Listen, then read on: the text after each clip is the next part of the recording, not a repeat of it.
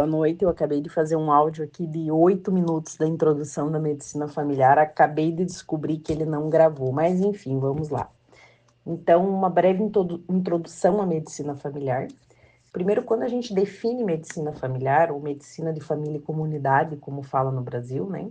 A gente tem que pensar que é uma especialidade médica que proporciona atenção sanitária contínua, integral ao indivíduo, família e é focado na prevenção. Isso aqui tem que estar muito claro. Medicina familiar é foco em prevenção. Não é que nós não vamos reabilitar, nós não vamos curar, nós não vamos tratar. Não é isso, mas o foco nosso é a prevenção. Isso tem que ficar muito claro. Então, é a forma, né, mais efetiva que eu tenho de fazer atenção primária, né? Então, abarca todas as idades, sexo, sistemas, enfermidades. Em que sentido? Vai tratar a criança, vai tratar o adulto, vai tratar o idoso, vai tratar a gestante, vai tratar todos, né? Sempre lembrando que, óbvio, precisou da especialidade, vai ser encaminhado. Mas os problemas mais básicos de saúde, eles têm que ser resolvidos na unidade de saúde, que eu já vou falar um pouquinho. Bom, então, os pilares, né, da medicina familiar seria integralidade, continuidade, saúde comunitária e preventiva. Quando a gente fala de continuidade, é exatamente isso. O paciente, por exemplo, tem um câncer, ele vai para a especialidade tratar o câncer dele, só que ele não vai deixar de continuar o atendimento dele na unidade. Ele continua fazendo lá no centro de oncologia, mas também vai continuar com o médico da família. Então, isso a gente tem que ter em mente. Então, os términos, né, que a gente tem que saber. Centro de saúde. Quando você pensa em centro de saúde, você pensa em algo maior, uma infraestrutura maior, né? Então, é um centro de saúde. USF, Unidade de Saúde Familiar, tá? Que no Brasil nós chamamos de posto de saúde. Eu vi que aqui nesse resumo que eu tô me guiando, ele também tem postos de saúde, habla-se assim no Paraguai, né? Então, a atenção primária à saúde, que é a APS, ela é uma estratégia. Então, a atenção primária à saúde não é um local, ela é uma estratégia de descentralizar o centro de saúde. Então, o que isso significa? Que eu não vou mais lá naquele centro de saúde fazer minha consulta básica. Não, eu vou fazer perto da minha casa. E ESF é Equipe de Saúde Familiar. Então, dentro da USF, eu tenho uma equipe de saúde familiar trabalhando, que na estratégia de atenção primária à saúde, entendeu? É isso aí. Então, a equipe de saúde, quem é a equipe? Qual é essa equipe? Ela é um médico, um licenciado em enfermeria, é um técnico em enfermeria e 3 agentes de saúde, né, que são os promotores de saúde. No Brasil, a gente fala agente comunitário de saúde, né? A conformação, vamos dizer assim, da equipe de saúde da família no Brasil, Paraguai, ele muda um pouquinho. Tem alguns outros profissionais, só que eu não vou falar para não confundir aqui que o objetivo é a prova, né? O Brasil é outros 500, a gente tem uns anos para se preocupar com isso, mas enfim. Então, o Paraguai, ele tem 808 unidades de saúde familiar, que eu já expliquei o que é, certo? Que a gente não pode confundir com atenção primária à saúde, nem com equipe de saúde familiar. Ok. Então, o Paraguai tem 808, como eu já falei, atende mais de 2 milhões de pessoas, e as unidades, elas estão distribuídas em zona onde a população vive em condição de maior vulnerabilidade, em zonas mais rurais, né? Então, a APS é uma maneira mais eficiente de garantir o acesso à cobertura universal, tá? Como que eu vou garantir isso? Com a atenção primária. É a forma mais fácil que um país tem de disponibilizar saúde para toda a sua população. Os programas, gente, eu não vou entrar em muito detalhe. A gente já viu muito programa de saúde. Basicamente, as enfermidades não transmissíveis, enfermidades de respiratória crônica, controle do tabagismo, prevenção cardiovascular, o Programa Nacional da Diabetes, Nacional do Câncer, isso a gente já viu, mas esses são alguns dos programas. Vejam, a maioria deles está ligada à questão de prevenir, entendeu? Sempre pensa em prevenção. Tá. E qual que é o perfil do médico familiar? O perfil do médico familiar é aquele que vai ter o primeiro contato, esperto, né? Ele é experto em fazer essas consultas, ele vai dar uma atenção continuada e ele deve se comprometer com a pessoa e com a família. Quando eu falo que a capacidade do médico ela tem que ser um enfoque na família, por que eu falo isso? Um exemplo que eu vou dar. Entra uma criança no consultório, assim, pequena, 3, 4 anos, com um pacote de bolacha, biscoito, cada um fale como quiser, e ela tá lá comendo isso, e no meio da consulta, e tá obesa, e a mãe obesa chega e, ó, meu filho não quer comer e tal. Mas pera lá, a mãe tá obesa, a família tá comendo mal. Então eu preciso tratar aquela família, né? E tem que manejar tudo com racionalidade e eficiência, né? Sendo, a gente nunca pode esquecer o seguinte: aspectos educativos, preventivos, curativos e de reabilitação. Então, não é que eu só vou fazer atenção, eu só vou fazer atividades de prevenção. Não é isso. Eu vou continuar fazendo as outras atividades. Só que o meu foco é prevenção. O que mais? Considerar cada encontro uma oportunidade de educar o paciente, né, para prevenção. Valorar os seus pacientes e família com enfoque de risco. Então, assim, lá no Brasil, vocês vão ver que como é que funciona. Tudo a gente faz classificação de risco. Classificação de risco familiar, que daí é o agente comunitário que faz, né, que é a escala de Coelho. Tem a classificação de risco do... Ixi, tem um monte, eu não vou entrar aqui porque não é essa questão, mas tudo onde a gente vai na atenção primária, a gente tem que ficar fazendo classificações de risco. Seja da gestante, classificação de risco do hipertenso diabético, enfim, mas eu vou pular essa parte. Mas está dizendo aqui que uma capacidade do médico tem que ser valorar seus pacientes com enfoque no risco dele, entendeu? Isso está dizendo aqui. Então, atuar também como parte da rede comunitária de apoio à atenção sanitária, né, o médico. O que mais? Fazer visita domiciliar. Gente, quando fala de médico da família, pensa em visita domiciliar. Tem que fazer visita domiciliar. Vai fazer de visita domiciliar. Para quem? Vai fazer visita domiciliar para quem não tem acesso à unidade. Não é aquela pessoa que não tem dinheiro para o ônibus, não é isso. Você vai fazer para aquela pessoa acamada, aquela pessoa que está cadeirante, que não tem acesso, que não consegue sair. É para essas pessoas que você vai fazer visita, entendeu? Geralmente é isso. Você não vai por qualquer coisa. Ah, a pessoa hoje está frio, eu não quero ir para o posto. Não é assim que funciona, mas enfim. Tá. A questão do acesso inadequado. Quais são as causas desse acesso inadequado? Má distribuição geográfica, má distribuição de especialidades, barreiras econômicas do acesso. Sim, tem gente que não tem dinheiro para ir até a unidade. Tem gente que precisa trabalhar sim ou sim, né? Que depende daquele dinheiro, então são barreiras, né? Quais são os planos de saúde mais usados, né? Os programas de saúde mais usados? Saúde infantil, do adolescente, do adulto e do adulto maior, no caso, os idosos.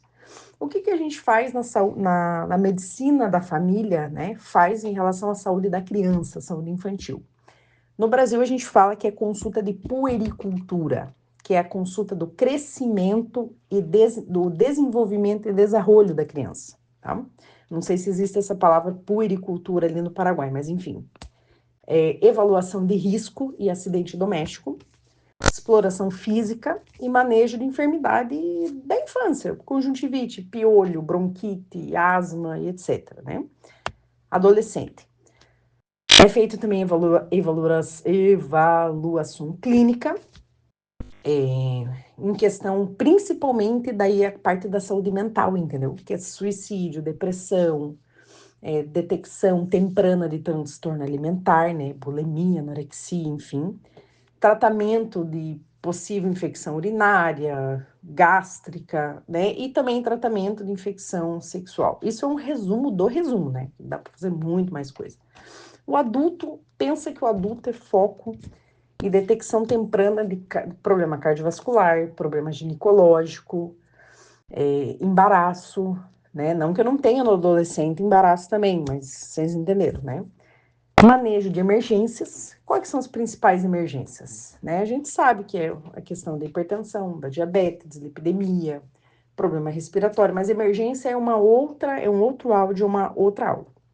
E adulto maior, a questão do próprio envelhecimento, avaliação cognitiva, né, Alzheimer, enfim, e avaliação nutricional. Esse é um resumo da primeira parte da introdução à medicina familiar.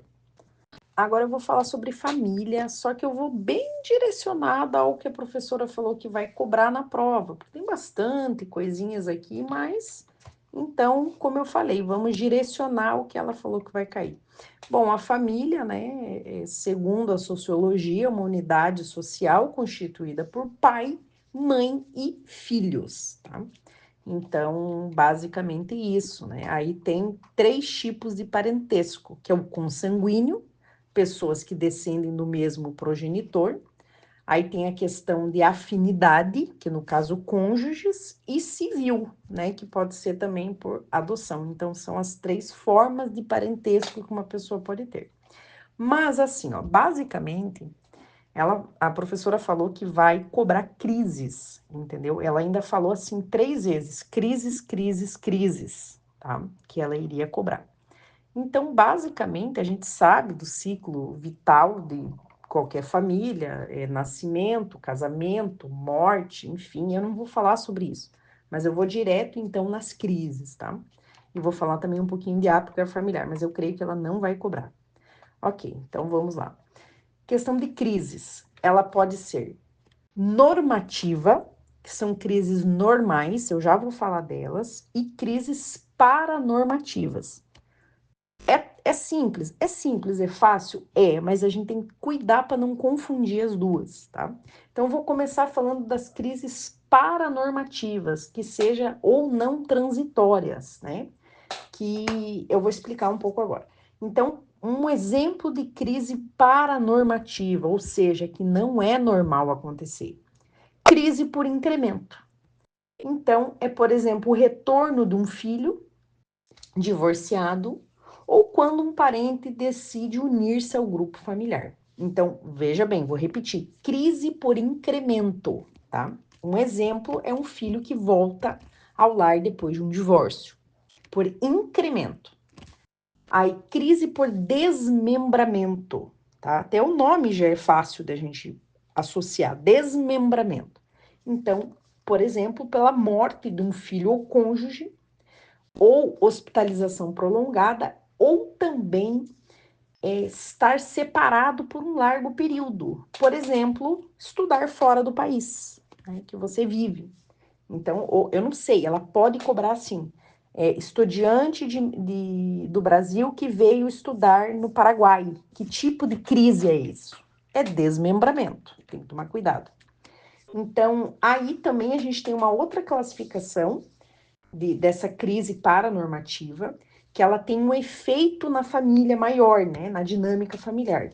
Um exemplo é a crise de desmoralização. O nome é bem fácil da gente pensar que é algo relacionado à moral, à cultura, né?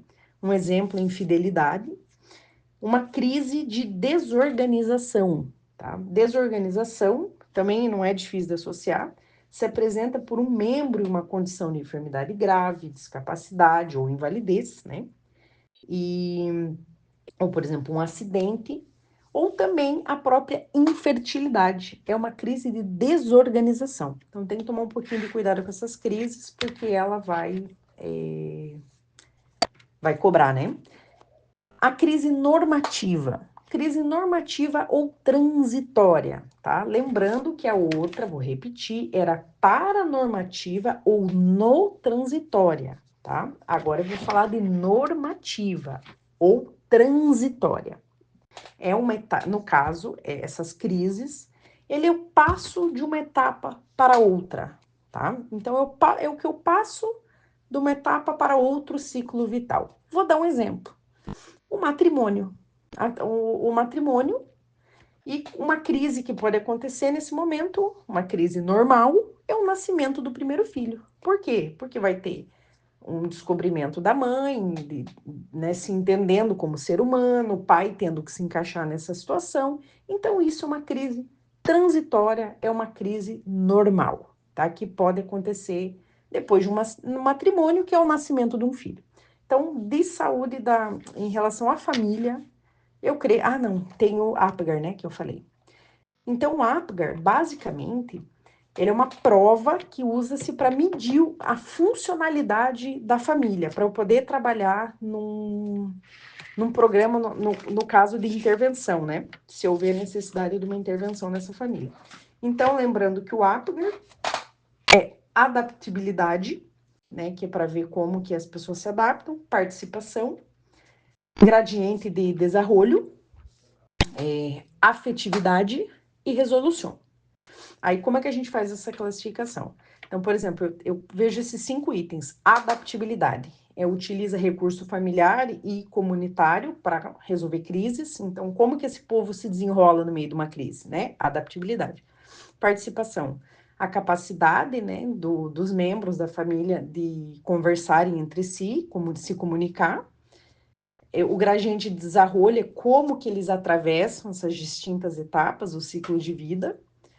Afetividade, o próprio nome já diz, então qual a questão do carinho, a preocupação entre os membros da família. E a resolução, né? O nome mesmo já fala, que é a capacidade de pegar esses elementos anteriores e resolver o problema. Aí nós temos o que a família, então, ela pode se classificar em altamente funcional, beleza, né? Altamente funcional, moderadamente funcional e severamente funcional, né? Que no caso não tá boa essa família. A questão do familiograma, ela foi dada muito mais na prática do que na teoria, mas na verdade o familiograma é uma representação gráfica da família que tem vários símbolos que vai ser deburrado o arbor familiar para fazer uma análise da situação de saúde, tá? Então, essa é a definição de familiograma. Representação gráfica da família, constituída por formatos de símbolos que permite deburrar o arbor familiar e reflexar outros dados úteis para análise da situação de saúde, tá? Essa é a definição de familiograma. Eu acho que isso não vai cair, a gente tem que fazer o desenho ou interpretar o desenho. Isso eu creio que não vai cair.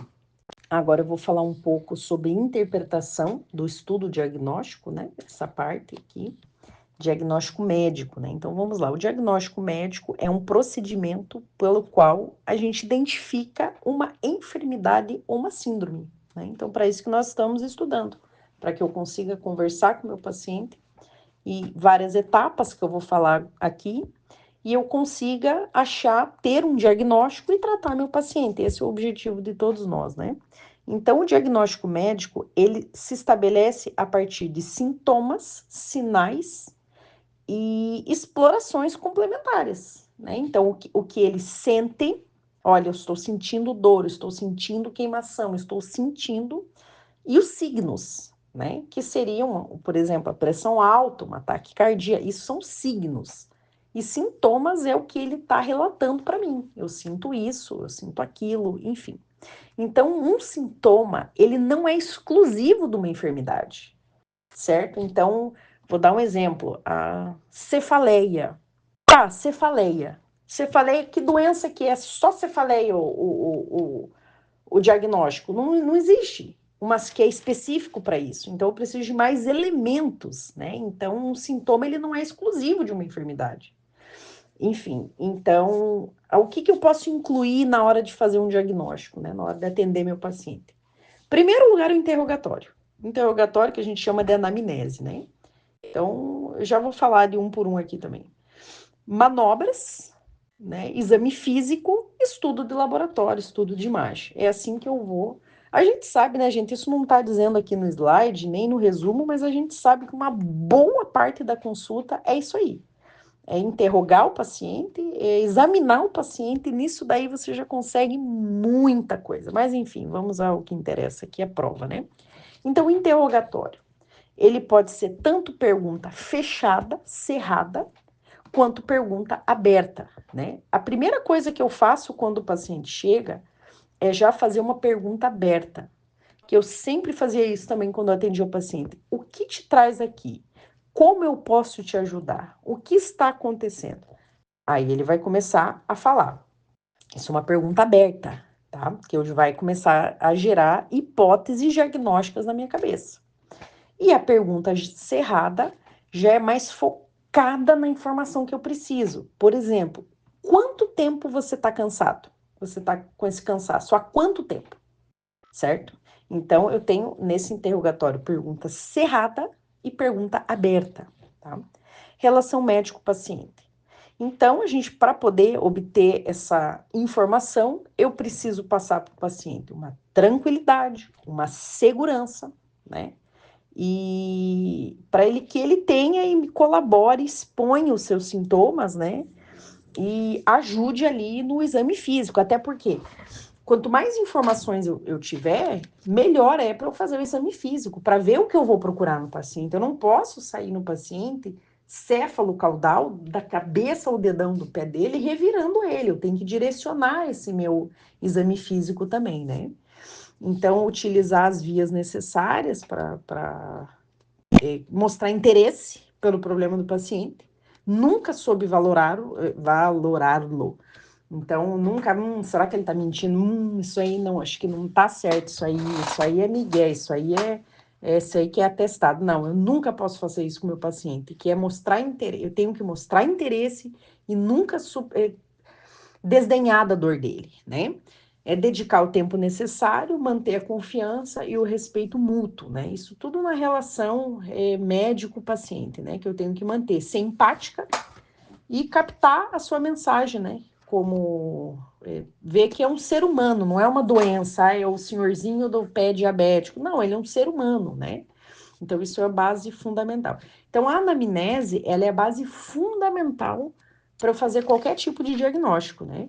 Então, o princípio de um bom interrogatório, o paciente, ele tem que se expressar livre e espontaneamente, definir corretamente o motivo da consulta e a queixa principal, definir os sintomas da enfermidade atual, obter o maior semiografia, as condições da aparição do sintoma e o modo que começou. Ordenar as coisas cronologicamente, senão fica tudo bagunçado. A duração do quadro clínico, a evolução dos sintomas no tempo, o tratamento que ele recebeu, né? Tudo. Então, vejam bem, quando eu falo da dor, por exemplo, do paciente, eu começo a aplicar a Lícia. Lembram da Lícia? A Lícia, então, é a antiguidade, é quanto tempo que eu tenho essa dor. A localização, a intensidade, a característica da dor, se ela irradia ou não, e a temacion, tá? Isso é o Alícia. A Alícia falou que, a professora falou que ia cair na prova, tá? Então, isso tudo eu tô fazendo ainda no meu interrogatório, tá? Se ele já recebeu algum tratamento, o estado atual do sintoma, porque, beleza, como é que você estava ontem, como é que você está agora, né? E explorar o entorno psicossocial do paciente em relação a sintomas e as situações familiares, até para se mais alguém da família está com esse sintoma também, né? O exame físico, o nome já diz, eu vou avaliar o paciente, né, fisicamente. Então, signos físicos são marcas objetivas e verificáveis da enfermidade, né? Eles são sólidos e indiscutíveis. Se eu tô vendo uma garganta inflamada, com pus eu tô vendo uma garganta inflamada. Isso não se discute. Nenhum outro médico vai discutir isso com você. Se você viu ou não a garganta inflamada. Nesse momento eu avaliei e vi uma garganta inflamada, ponto. Então, seu significado é maior quando eu confirmo o câmbio funcional estrutural sugerido pela anamnese. Então, veja bem, eu vi uma garganta inflamada com secreção purulenta. Qual que era a minha queixa principal? A minha queixa principal era dor ao deglutir, dor até com a saliva. Então, tenho um achado físico e eu tenho ali o que confirma na minha anamnese, tá? Princípio fundamental, o princípio de um bom exame físico. Eu tenho uma ordem do conjunto de diferentes sintomas, tendo uma ordem, né? Respeitar o pudor sempre do paciente, sempre, sempre, sempre a privacidade. concentrar o exame nas coisas separados, entendeu? E não tudo ao mesmo tempo, porque eu não posso, senão bagunça tudo o paciente. E o interrogatório é que deve guiar o exame físico. É o interrogatório, eu não saio procurando ao azar, ao acaso. E o princípio essencial, o enfermo não deve ser neutro, senão que deve estar guiado pela anamnese. Já falei isso várias vezes. Nananã. Não só a técnica que determina o êxito, sino a mente preparada para achar, né? Associação de sintomas e signos, tá? É aí que entra o raciocínio clínico da gente. O médico, ele trata, ele agrupa como que ele agrupa isso? Em triada, em tetrada, em síndrome, por exemplo, síndrome metabólico, triada de, meu Deus, esqueci agora de Sabin, entendeu? Eu achei esse achado. O que eu tenho, né? Então, um exemplo clássico: polaciúria, polidipsia, polifágia, perda de peso. Eu tô falando de diabetes, né? Já síndrome é um conjunto de sinais e sintomas, de modo que associados, né, frequentemente associados, ele pode corresponder a etiologias diferentes. Então, em casos que não podemos definir uma síndrome, um enfoque ordenado do sintoma antecedente ao signo e los, sei lá ler isso aqui, achados laboratoriais, né, nos leva ao diagnóstico. Né? Então, o paciente pode apresentar várias síndromes, aí que eu vou selecionar a análise que eu vou fazer nele, né? Aí, lembrando que tem as síndromes duros e blandos. Os duros são os mais importantes. Princípio do racionamento diagnóstico. Aí, beleza. Vamos fazer uma pausa aqui. Beleza. Então, eu fiz uma entrevista com o paciente, né? Fiz anamnese, fiz um exame físico, raciocinei na minha cabeça, certo? O que ele pode ter ou não. Agora, o que eu faço? Eu faço um resumo objetivo do caso, ordeno as informações, já pego os sinais e sintomas de acordo com a sua especificidade e valor preditivo, né? Agrupo os sinais e sintomas encontrados, aí eu distingo as síndromes duras das blandas, e começo a pensar já no meu diagnóstico, né? E daí eu vejo tudo isso e começo a pensar no meu diagnóstico. Deixa eu ver o que mais. Procedimento que ajudam na busca do diagnóstico. Diagnóstico por comparação é quando unimos os sintomas e sinais do paciente e construo uma síndrome. Então, eu pesquiso na minha cabeça as enfermidades e faço uma comparação, né? Vamos ver o que mais. Exemplos: caso de agromegalia, hiperhipotiroidismo, síndrome de Crush.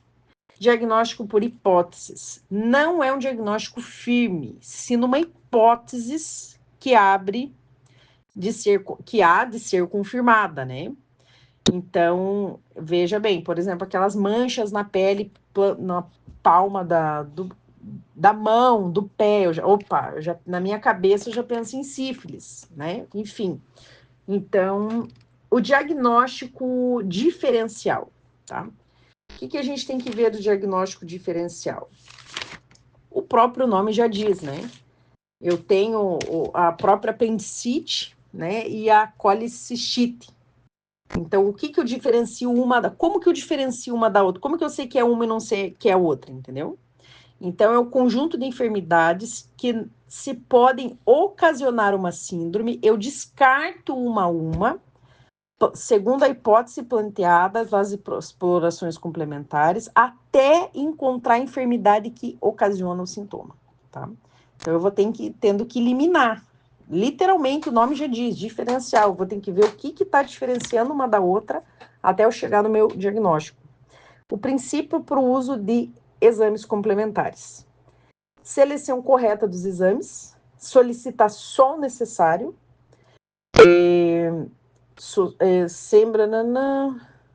eu tenho que ver o risco, benefício desse exame para o paciente, né? Ter o consentimento do paciente e seu familiar, saber interpretar o exame, eu tenho que ver a parte clinicamente, né, se eu preciso ou não desse exame, aportar dados clínicos suficientes. Veja bem, isso aqui os exames, eles vão me ajudar a descartar ou não a doença que eu estou pensando na minha cabeça, entendeu? Aportar dados clínicos suficientes ao indicar provas e exames. Interconsultar com os especialistas, né, que realizam provas e exames. Então, veja, quando eu vou pedir um exame, ou pelo menos no Brasil, né, os pacientes, meu Deus do céu, eles querem sair com uma camaçada de exame. Mas quem dá exame adoidado é que não sabe o que está procurando. Eu tenho que saber o que eu estou procurando. E o ruim também é isso, né? Você pegar o exame de uma outra pessoa, porque você não sabe o raciocínio clínico que ela tinha, qual foi o achado clínico que ela teve, por que ela pediu aquele exame, não é ao azar. Enfim, né? A tecnologia, ela ajuda no diagnóstico, só que ela não deve substituir a clínica, jamais. Ambas devem se correlacionar, certo? Correlacionar. E o que a gente mais vê hoje? Você senta a bunda no consultório, o médico te passa, o que você tem? Tem dor de barriga, tá aqui a ecografia. Próximo. E não é assim que as coisas têm que ser. As coisas têm que ser mais, eu preciso voltar, a gente tem que examinar o paciente, primeiro, já falei, uma boa interrogatório, depois examinar com raciocínio clínico, se precisar ou não, eu vou pedir exame para esse paciente. Então, de diagnóstico, eu acho que é só isso. Não sei se ficou mais confuso ou não, enfim, é esse aí o áudio. Esse áudio que eu vou fazer agora é sobre cirurgia, vai ser um show de horrores eu tentando falar os nomes, tá? Dos sinais aqui, enfim. Mas eu vou falar da melhor forma possível que dê para entender, tá? Mas com certeza vai ser um show de horrores. Mas vamos lá. Então, cirurgia, nós começamos a falar de dor abdominal. Então, o que é mais comum quando você tem a dor abdominal e situações que sim ou sim terão que ser encaminhadas para cirurgia, né? Então, assim, uma dor abdominal é uma manifestação, vai ter uma manifestação subjetiva, desagradável, né? E que ela pode estar entre o peito ali, entre a região, se for mulher, a região ali do útero, bexiga, trompas. Então, ele pega o tronco todo ali, dependendo, né? Mas então, assim, o que eu sugiro? Cada um pegar voltar lá na anatomia e ver a questão dos quadrantes abdominais, tá? Isso aqui eu não vou ficar lendo aqui, acho que cada um tem que pegar aí. Então, o que eu tenho no hipocôndrio direito, o que eu tenho no epigastrio, o que eu tenho no região ilíaca direita, região ilíaca esquerda, o que eu tenho em cada região. Isso aí eu sugiro que cada um vá lá e dá uma olhadinha, dá uma relembrada, tá? Então, vamos lá. Então, vou começar a falar de colelitíase. Tá? Colelitíase é a presença de cálculo na vesícula biliar sem nenhum sintoma associado, tá? Isso nós estamos falando, então, de colelitíase. Aí tem a colicistites, tá? Que ela pode ser aguda e crônica. Veja, qual que são as causas, né? Ela pode ser alitíasica, que ela não tem cálculo, pode ser litiásica, que tem cálculo, né? Que é 95% dos casos, né? Então, que a gente vai ter isso, né? Então, o que é a colicistites? Ela é uma inflamação aguda, né? Vou começar falando da aguda. Ela é uma inflamação aguda da vesícula biliar causada por uma obstrução do coelo da vesícula biliar ou do conduto cístico por um cálculo, né? Então, isso é basicamente a colicistites. Mas eu vou falar, então, e a crônica, né? Ia pular, mas vamos falar da crônica, né? Então, a crônica é essa colicistites de repetição. Antes de eu começar a falar de sinais e sintomas, eu quero falar uma coisa aqui que a professora comentou em sala e que eu creio que de alguma forma pode cair, tá? Quando a gente fala de cólica biliar, cólico biliar, então, quando eu tenho um dolor em hipocôndrio direito que melhora com a medicação, tá? Aí eu tenho uma cólica biliar. Então, eu tomei a medicação, melhorou. Já na colicistite aguda, ela não melhora com a medicação. Ela não vai melhorar. E a colicistite crônica, ela é de repetição e ela vai ter um engrossamento da parede da minha vesícula, tá? Então, essa é a diferença aí da aguda, da crônica e da cólica biliar, tá? Então, eu já explicado o que é, vamos aos sinais e sintomas, tá? Então, eu vou ter sinais e sintomas: dolor em hipocôndrio direito, moderado ou intenso, e esse pode irradiar para a espalda, tá? Hacia lá espalda. Então, o signo de Murphy. Então, eu vou falar muito de triada de Murphy, cronologia de Murphy, signo de Murphy, tá? Mas vamos começar com o signo de Murphy. É quando eu faço uma compressão, certo? No hipocôndrio direito, em inspiração profunda, e se há dolor que se interrompe nessa inspiração profunda, é um sinal positivo de Murphy, tá? Então, o sinal de Murphy é um achado físico. É um achado físico que vai me confirmar essa colicistite aguda. Pode vir com vômito, sudoração fria, mal-estar, intolerância à comida graxa, que chama dispepsia, e icterícia. Presta atenção na icterícia, porque a icterícia é importante, tá? Então, eu vou falar da triada de Murphy. Veja bem, eu estou falando de colicistites. Quando eu estou falando em colicistites, eu penso na triada de Murphy. Não dá para a gente confundir com apendicites. Aí é outra história que eu já vou falar. Então, a triada de Murphy é dor em hipocôndrio direito, febre e icterícia, tá? Isso eu tenho a triada de Murphy, uma colicistite aguda. Aí, a cronologia de Murphy é outra coisa que eu vou explicar, que daí é lá na apendicite. Então, se a professora perguntar aonde que eu uso a triada de Murphy ou para quê? É para colicistites aguda, sendo dor em hipocôndrio direito, febre e icterícia, tá? Veja bem, eu falei sobre o signo de Murphy, certo? O signo de Murphy. Mas eu preciso saber aonde é o ponto de Murphy, certo? Aonde que eu vou fazer esse exame. Então, a gente já sabe que é no hipocôndrio direito, mas tem que ser mais específico esse signo de Murphy, que é no reborde costal direito, na parte externa do músculo reto, tá? Então, é assim que tem que ser. É assim que a gente tem que descrever as coisas. Deixa eu ver se eu tenho alguma outra descrição aqui. Tá, Aí eu acho que é isso aí, tá? É o que eu falei ali. Então, tem o signo de Murphy, o ponto de Murphy e a triada de Murphy, certo? O signo de Murphy é o achado físico, o ponto de Murphy é aonde eu vou fazer, certo? É isso aí, é o ponto de Murphy, que é o lugar no abdômen onde eu vou realizar essa manobra. Então, que ele é onde eu já expliquei ali, debaixo do reborde costal direito, hipocôndrio direito, ali na cara externa, né, do músculo reto do abdômen, certo? Ok, então vamos continuar. Então, qual que é o tratamento? Né? Então, deu positivo, fiz esse sinal de Murphy, ele deu positivo, fiz a descompressão do hipocôndrio direito, e na expiração profunda teve dor. Então, a gente ali, né, interrompe essa inspiração, é sinal positivo de colicistite aguda, tá?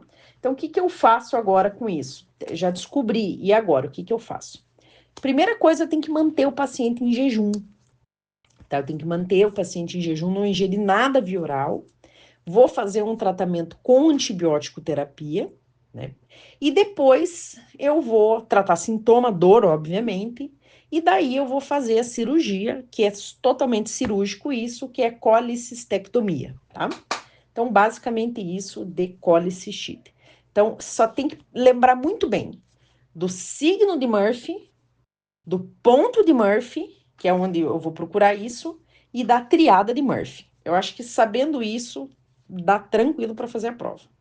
E vou falar de apendicite aguda, tá? É uma enfermidade inflamatória infecciosa do apêndice secal.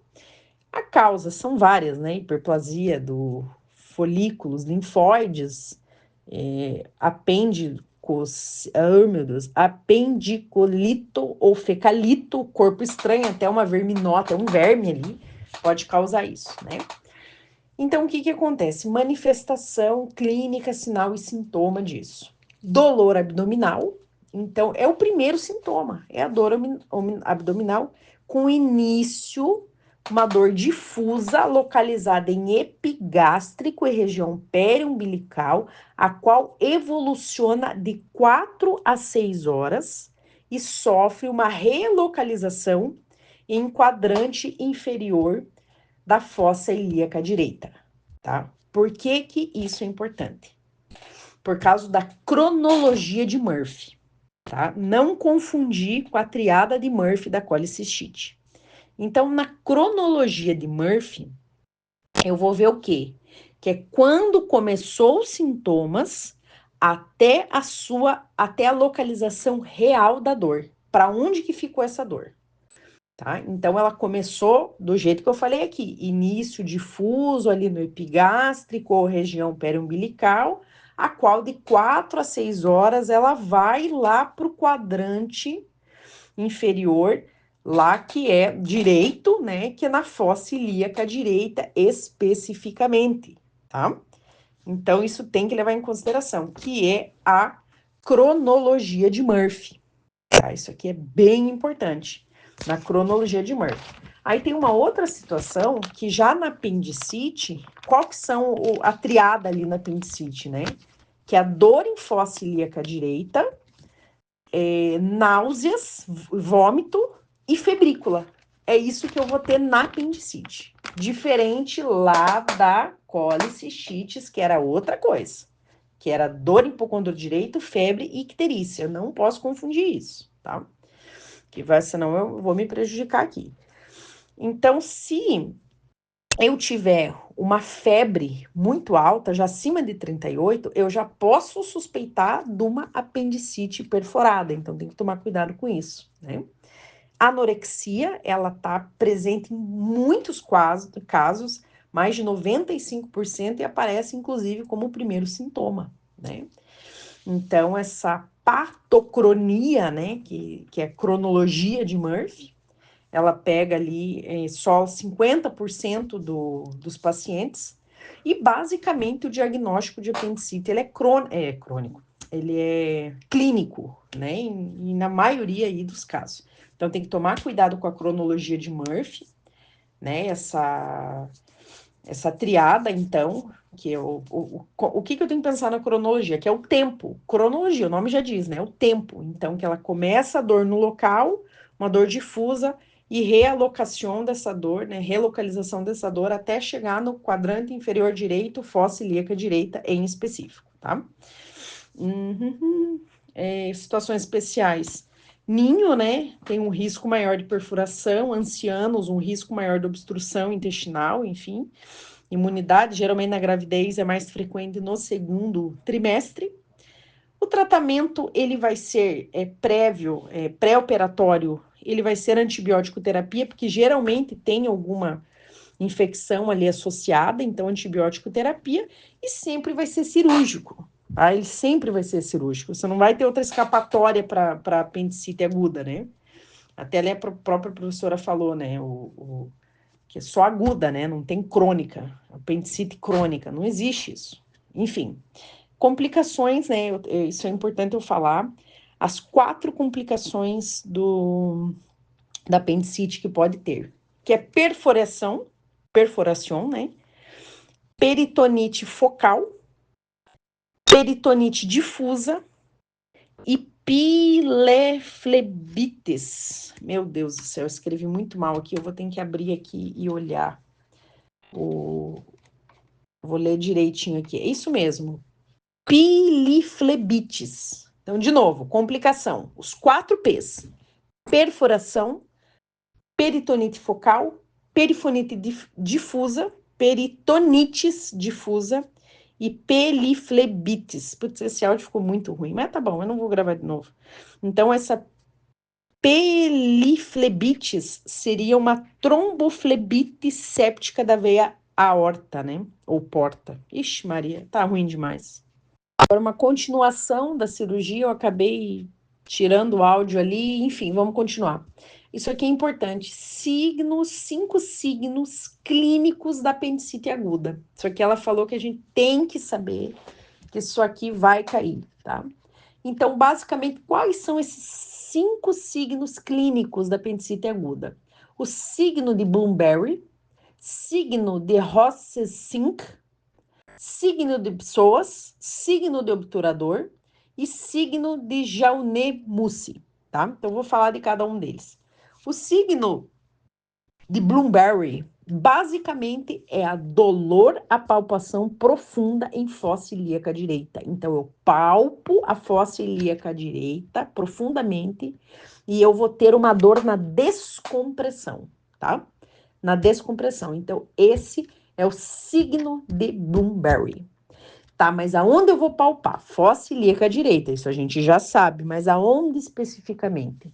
Eu vou traçar uma linha imaginária do umbigo do paciente, a espinha ilíaca antero-superior no ponto médio. É ali que eu vou fazer a minha palpação para ver se tá signo de Bloomberry positivo ou não, tá? Que é retirada da mão, então se ele tem dor na descompressão. O outro signo, o de Roversing, ele é o mesmo que o Blueberry, tá? Só que ele é do lado esquerdo. Ao palpar profundamente a fossa ilíaca, dessa vez esquerda, não direita, eu vou ver se ele tem dor ou não na direita, entendeu? Então, de novo, eu vou palpar do outro lado. É basicamente a mesma coisa que o Blueberry, só que do lado esquerdo. E vou ver se ele vai ter dor ou não. O signo de pessoas e o signo de obturador, a própria professora falou, eu só estou reproduzindo aqui, que a diferenciação entre um e o outro é a forma de palpação, tá? A forma que eu vou fazer. Então, o signo de pessoas seria uma superextensão. Ao estender o membro inferior, ele vai fazer uma fricção entre o membro inferior e a fossa ilíaca direita. Aí eu genero uma dor. Então, daí vai ser signo positivo ou signo negativo. E o de obturador, eu vou fazer uma rotação diferente, mas basicamente ele vai dar dor no hipogástrico na hora que eu vou flexionar o músculo direito e tentar fazer a rotação ali da cadeira hacia dentro, ele vai gerar uma dor. Então, basicamente, o de pessoas e o de obturador, eu vou pegar o membro inferior e vou movimentar ele, um de uma forma, outro de outra, e vou ver se vai ter dor ou não em fossa ilíaca direita. Basicamente é isso, tá? Signo de Jaune-Mussi. Basicamente isso, ele é para verificar se eu tô com uma peritonite generalizada, que eu vou ter uma dor em todos os quadrantes da palpação. Então, o abdômen, ele fica como se fosse em tábua. Ele fica muito duro e muita dor. Aí eu já desconfio de uma peritonite generalizada, tá? Lembrando que a apendicite, ela pode ser retrocecal, em 65% dos casos, e pode ser pélvica, né, em 30% dos casos. Porque nós só temos, lembrando que nós só temos um apêndice. Só que ele pode ocupar várias posições diferentes, né? Então, isso ela falou que ia perguntar, hein? Variações de apendicite. Então, ele pode ser pélvico em 30% das situações e retrocecal em 65%. Então, ali no retrocecal, o signo de pessoas, ele vai me dar positivo, né? Então, é isso. De cirurgia, eu creio que é isso.